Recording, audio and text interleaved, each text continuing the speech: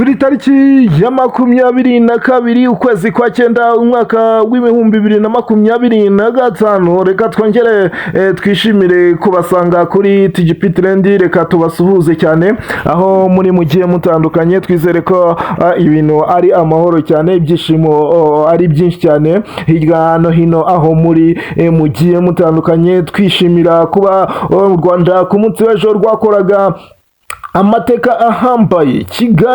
Kigali amateka yarandikwaga bwa mbere muri Afrika. Kigali yakira shampiyona y'isi yo gusiganwa ku magare. U Rwanda rwakira shampiyona y'isi yo gusiganwa ku magare yaciye gukinwa ku nshuro yayo y'125. akaba aribwo bwa mbere ibereye ku mugabane wa Afrika, by'umwihariko ihita ibera hano mu Rwanda. Byari ibyishimo byinshi ku mihanda ya Kigali. N'ubu ngubu tuvugana abantu bamaze kuba bagerayo. N'ubundi reka tubanza tubifuriza ariko intangiriro nziza z'icyumweru. Rwose twizera ko ibintu ari amahoro, mukomeza kugenda mudukurikirana ku mbuga nkoranyambaga zacu za TGP Trend, tugenda dukomeza tubana tubagezaho update mujyanye n'amagare arimo aragenda akomeza gukinwa no kuri uyu wa mbere bari buze kuba bagenda bakina. Reka rero twihuta cyane n'ubundi uyu munsi tuhite tutangira tuganira kuri iyi shampiyona y'isi y'amagare gusiganwa ku magare yatangiraga ku munsi w'ejo. Itangirizwa muri BK Arena, itangizwa na Minisitiri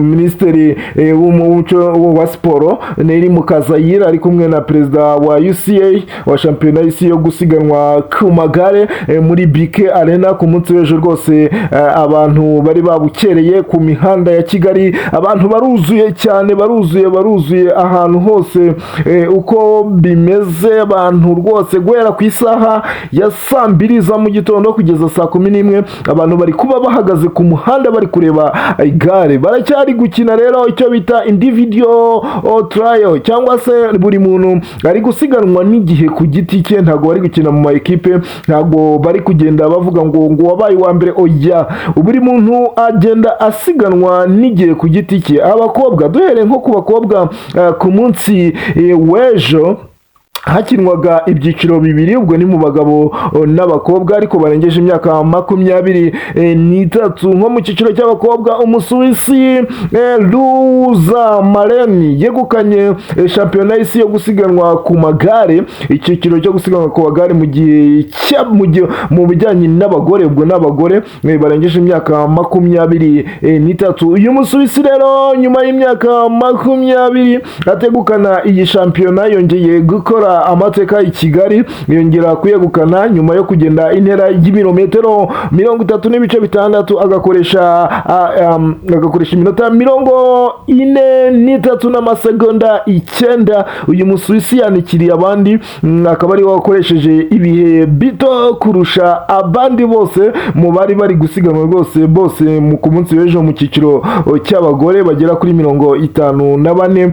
ubona yuko uyu Musuwisi RY'AMAGARE niyo waje kuba atsinda aka gace ka mbere ko gusiganwa muri shampiyona y'isi y'amagare. N'ubundi ikomeje kubera hano i Kigali. Umunyarwanda waje hafi rero muri aba bagore bamwita Nirere Severine, wabaye uwa 28 nyuma yo gukoresha iminota 52 n'amasegonda 6.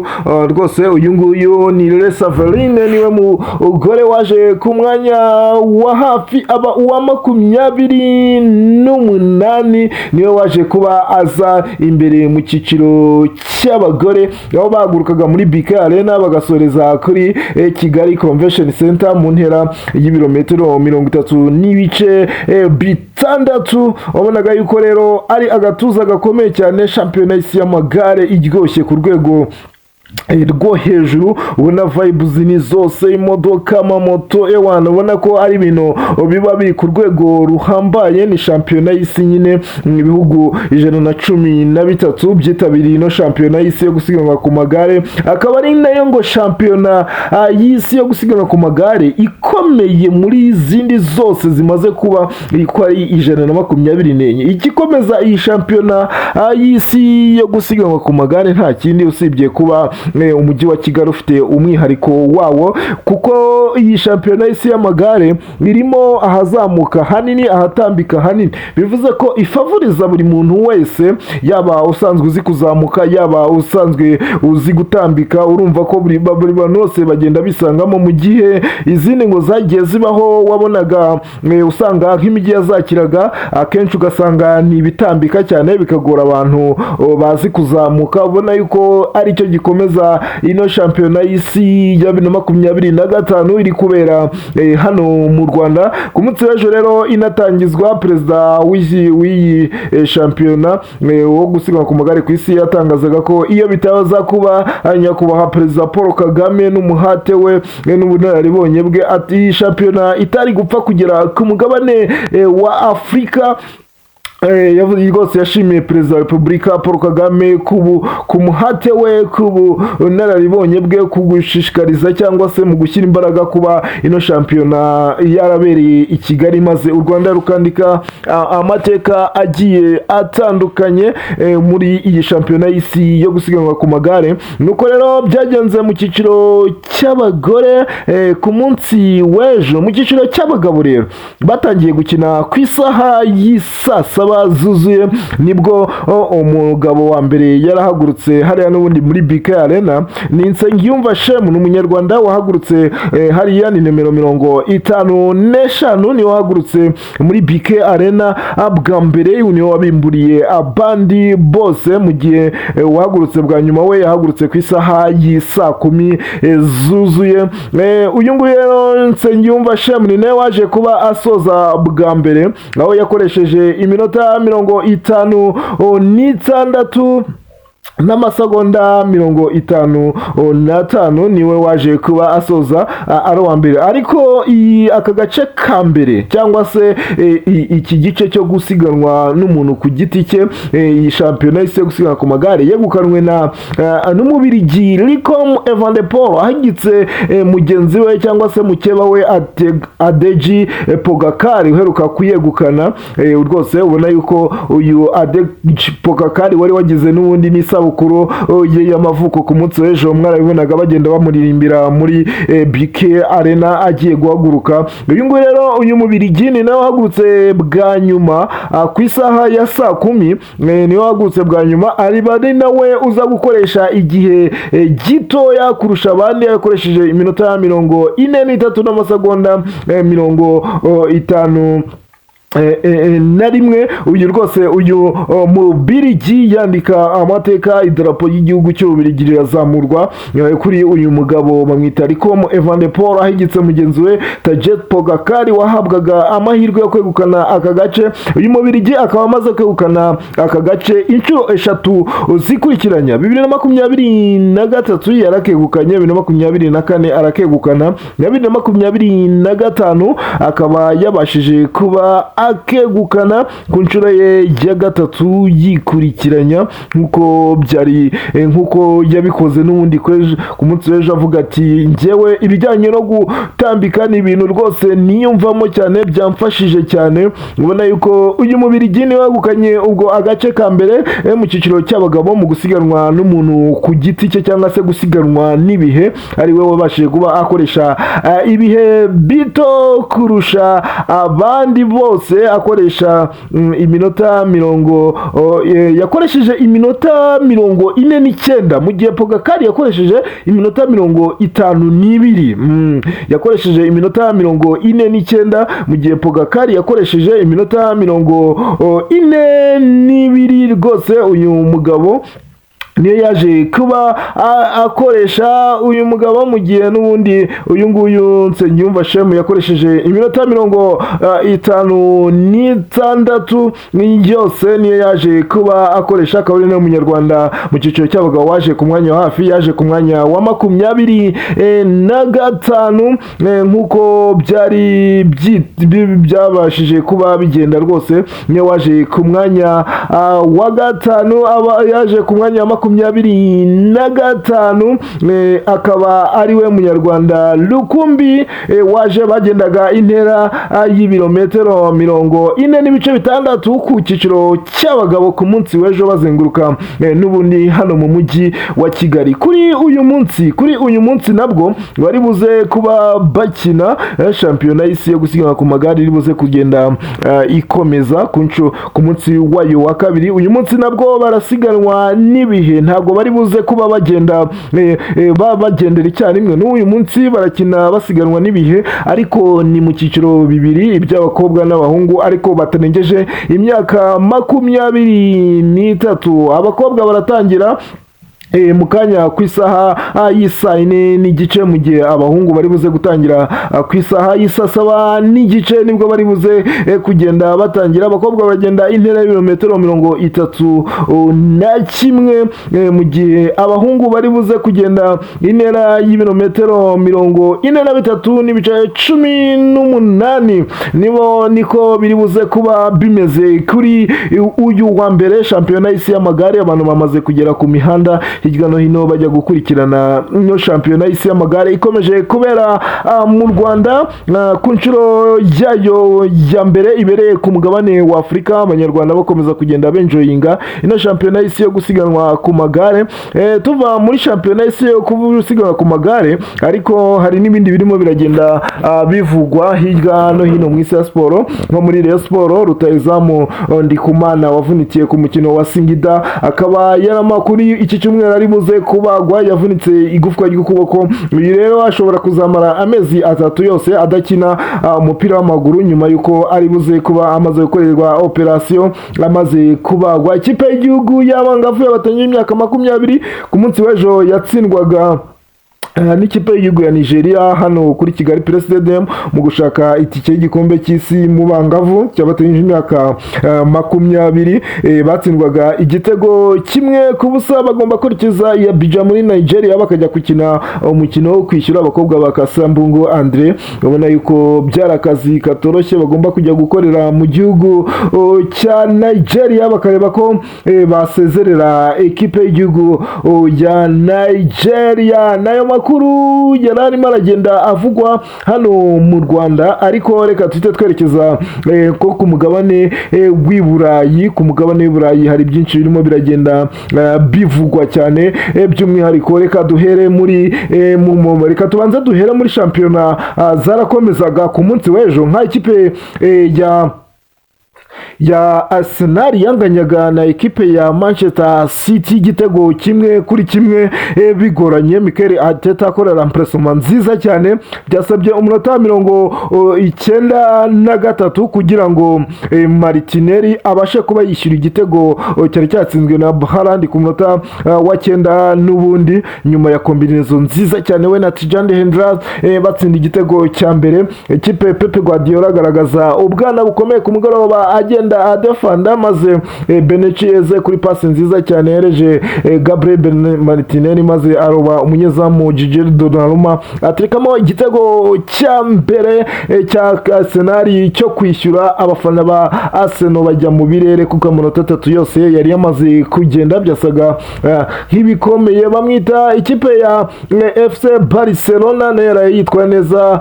Marcus Rashford yongera kwigaragaza atsinda igitego ku mugoroba washize. Marcus Rashford amaze gukina ikipe ya Barcelona iminota 300, amaze kwitsindira ibitego 3 byose muri uyu mwaka w'imikino. Marcus Rashford ukomeje kugenda yigaragaza. Ibindi bitego 2 byatsinzwe na Ferran Torres ni watsindiraga ikipe ya FC Barcelona. Reka rero ingingo nyamukuru tuyerekeze muri Ballon d'Or kuri uyu mugoroba i Paris mu gihugu cy'Ubufaransa. Hariya i Paris rwose nk'igihembo bari buze kuba batanga Ballon d'Or, biraba ari ku isaha ya 3 z'umugoroba, ari buze gutangwa igihembo kiruta ibindi byose ku gihabwa umukinnyi ku giti cye. Ballon d'Or 2025 ku mugoroba iraza kuba itangwa hariya i Paris. Ni igihembo gitangwa na France Football, ni ikinyamakuru cy'abafaransa, kiraza kuba gitanga Ballon d'Or cya 2025. Gusa agashya kari kuri iyi Ballon d'Or nuko ku munsi w'ejo ikipe ya Paris Saint-Germain yagomba gukina n'ikipe ya Olympique de Marseille, ariko umukino uza kuba usubikwa bitewe nuko ikirere kitari kimeze neza. Biza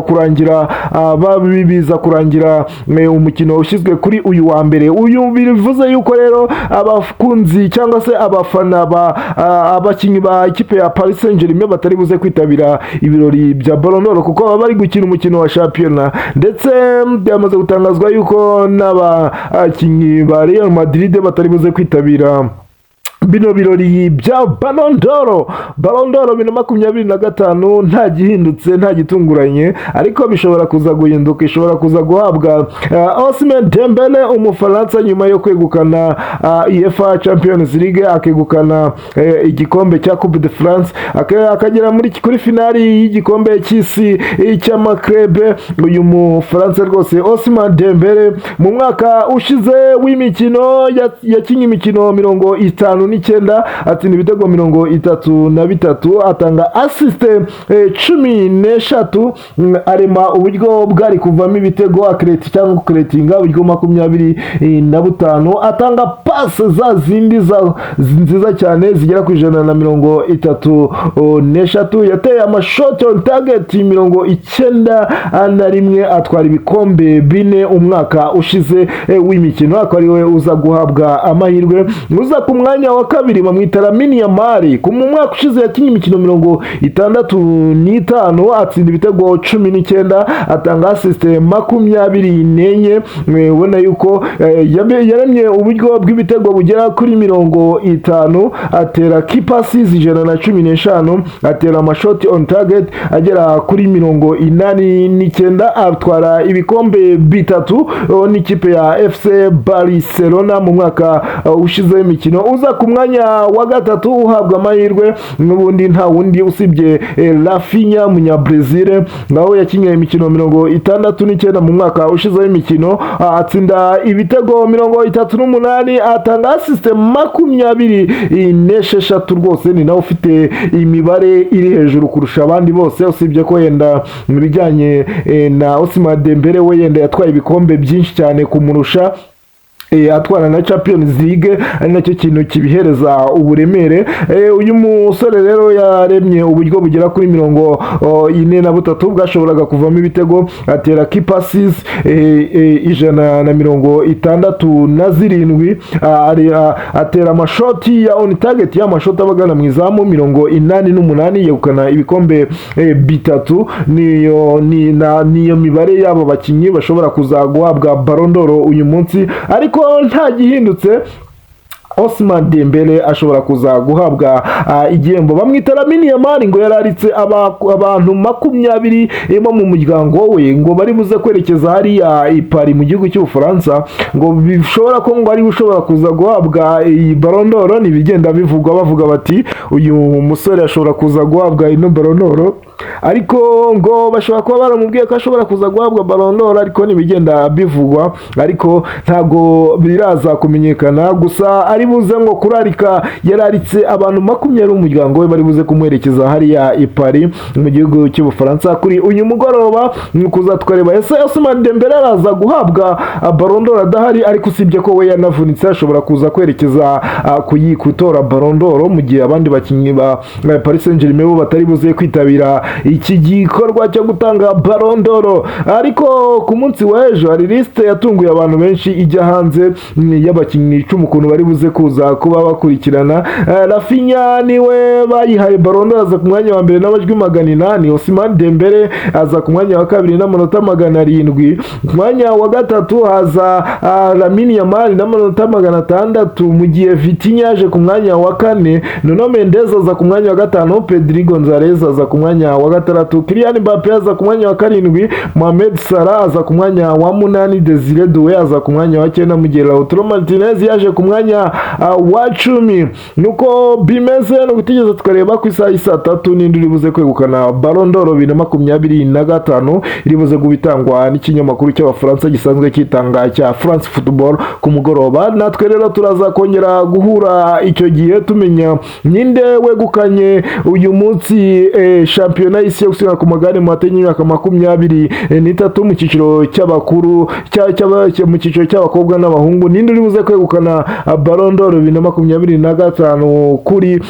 uyu mugoroba. Ni TGP Trend, tukomeze tugende tubana mu biganiro byacu. Inaye Kurutari Family WhatsApp. Ese ujya utekereza ko website yawe ishobora kukubyarira umusaruro? Muri TJP Media dukora website z'ubwoko bwose tukanazigira monetize zigatangira kwinjiza amafaranga. Ibaze none ufite YouTube channel ndetse n'izindi social media ariko zikaba zitinjiza. Ese uri wapurayinga bakaguha used content cyangwa bakakubwira ku building channel history? Tugufasha gukura used content ndetse tukabuilding channel history mu minsi 7 gusa. Dutanga training muri social media management, website development, graphic design ndetse na video editing. Ku bindi bisobanuro waduhamagara cyangwa ukatwandikira kuri WhatsApp 078 46 46 38 7 cyangwa ugasura website yacu tjpmedia.net.